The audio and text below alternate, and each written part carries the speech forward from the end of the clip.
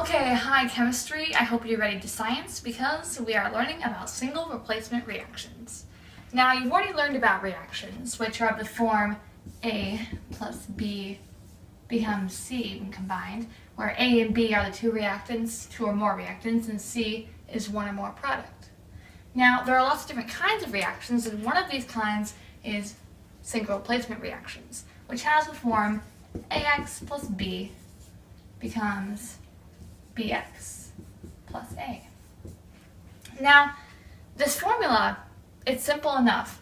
A and B are either both cations or both anions, and X is the opposite of what they are, either cation or anion.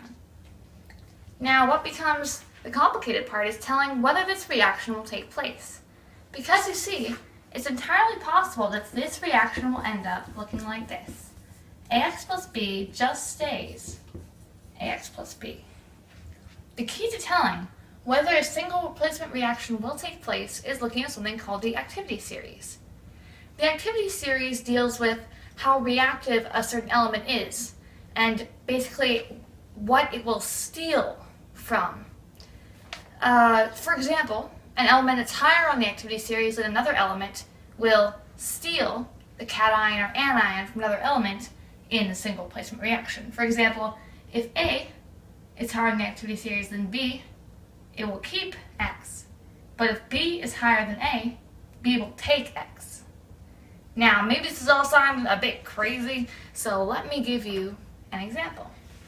Let's take magnesium chloride and the calcium ion.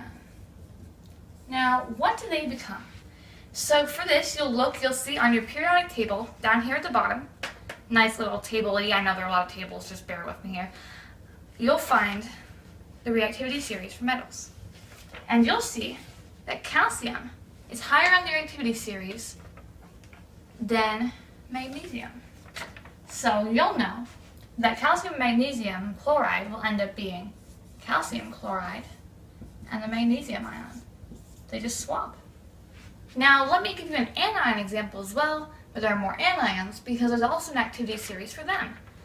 So this time let's take sodium bromide and the iodine ion. So the question for us here is, what will this become? Now, if we look at the reactivity series, or the activity series again on the back here, we see that bromine is higher than iodine, which means effectively there will be no reaction. It'll just stay like this. So let's represent single replacement with a real-life analogy, because analogies are a scientist's best friend. And please excuse the watermark, but I am not about to pay for this when I can get a free trial. Moving on. This is you.